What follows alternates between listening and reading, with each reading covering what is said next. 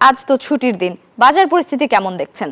শুভ সকাল লাইবা আপনাকে এবং সত্যি দরজায় করা নাড়ছে ঈদ। আর মাত্র 10 দিনের মাথায় ঈদ উদযাপিত করবে মুসলমানরা এবং আপনি দেখতে পাচ্ছেন আমি সকাল থেকেই বাজারে রয়েছি। আমি যদি আপনাকে গত সপ্তাহের তুলনায় এই সপ্তাহের বাজার পরিস্থিতি জানাতে চাই, সেই জায়গা থেকে আসলে বাজার এখনও পুরোপুরি জমে ওঠেনি এবং বিক্রেতারাও অনেকটাই গুছিয়ে উঠতে পারেনি। আপনাকে যদি একটু বাজার পরিস্থিতি জানাই, বেগুন বিক্রি হচ্ছে, লম্বা বেগুন বিক্রি হচ্ছে 100 টাকা কেজিতে, বড় গোল বেগুন বিক্রি হচ্ছে 80 থেকে 100 টাকা কেজিতে। যদি বেগুনের পরিস্থিতি জানাতে চাই, সেই জায়গা থেকে গত সপ্তাহের তুলনায় এই সপ্তাহে কিন্তু 20 থেকে 25 টাকা বেড়ে গেছে প্রতি কেজিতে এবং শসা বিক্রি হচ্ছে 60 থেকে 80 টাকা, যেটি অপরিবর্তিত আছে। পেঁপে প্রতি কেজি 40 টাকা কেজিতে, করলা 70 থেকে 80 টাকা, পটল 80 থেকে 90 টাকা কেজিতে, বড় লেবু বিক্রি হচ্ছে 100 থেকে 120 টাকা এবং ছোট লেবু 70 টাকা হালিতে বিক্রি হচ্ছে।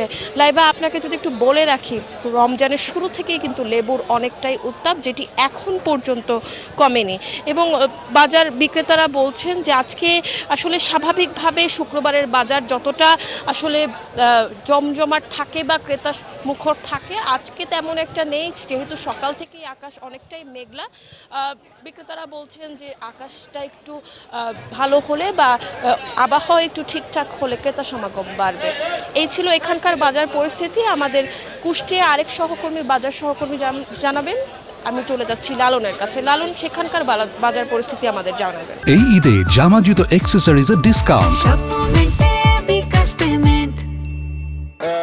বাজারের চিত্র যেমন কি জানাচ্ছিলেন, আমি এই মুহূর্তে রয়েছি কুষ্টিয়ার সবচেয়ে বড় যে বাজার, কুষ্টিয়া পৌর বাজারে। কুষ্টিয়া পৌর বাজার ঘুরে আমি যে চিত্রটি দেখেছি সেটি হচ্ছে যে বাজারে কিন্তু আসলে কোনো ধরনের সবজি পণ্য বা দ্রব্যের দাম কিন্তু কমেনি। সামনে ঈদ আসন্ন, ঈদ উল ফিতরকে সামনে রেখে কিন্তু আসলে সব ধরনের জিনিসের দামই কিন্তু আসলে বেড়েছে। প্রথম দফা বেড়েছিল রমজানকে সামনে রেখে, এখন ঈদকে সামনে রেখে কিন্তু আরেক দফা কিন্তু আসলে সবজি থেকে শুরু করে সব ধরনের জিনিসের দামই কিন্তু আসলে এই বাজারে বাড়তি। আমি ব্যবসায়ীদের সাথে কথা বলেছি, ব্যবসায়ীরা যেটি বলছেন যে তারা আড়ত থেকে বেশি দামে তাদেরকে আসলে সবজি সহ অন্যান্য যেসব পণ্য বা দ্রব্য সামগ্রী রয়েছে সেগুলো বেশি দামে কিনতে হচ্ছে, যার কারণে কিন্তু আসলে এর প্রভাব পড়েছে খুচরা বাজারে। আমি এখানকার মাছ মাংস এবং মুরগির বাজারেও খবর নিয়েছি, ব্যবসায়ীদের সাথে কথা বলেছি। তারাও যেটি বলছেন যে আসলে সপ্তাহের ব্যবধানে কিন্তু আসলে সব ধরনের মুরগির দামই কিন্তু আসলে বেড়েছে। গরুর মাংসের দাম, খাসির মাংসের দাম যদি অপরিবর্তিত, কিন্তু মাছের বাজার কিন্তু আগুন। মাছের বাজারে কিন্তু আসলে সব ধরনের মাছের দামই কিন্তু আসলে বেড়েছে।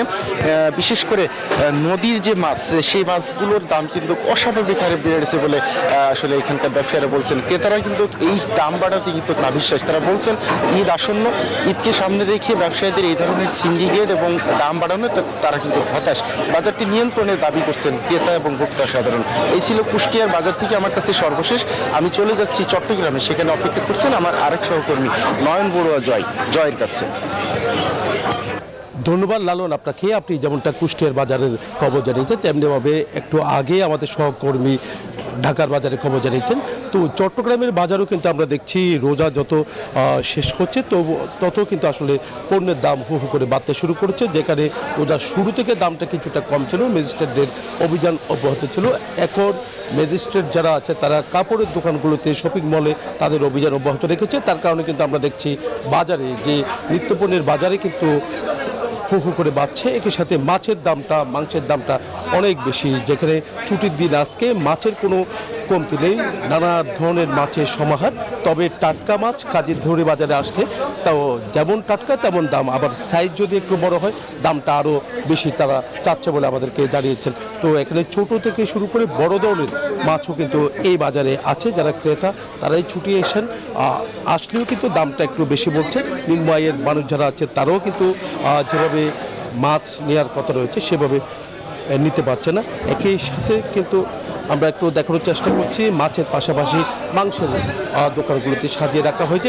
কোনো জায়গায় কিন্তু মাংসের দাম এখনও পর্যন্ত অনেক বেশি। তবে গরু মাংসের দামটা যদি একটু বেশি হলেও কিন্তু এই দোকানদার প্রতি শুক্রবারে তারা কিন্তু 680 টাকা কেজিতে তারা বিক্রি করে।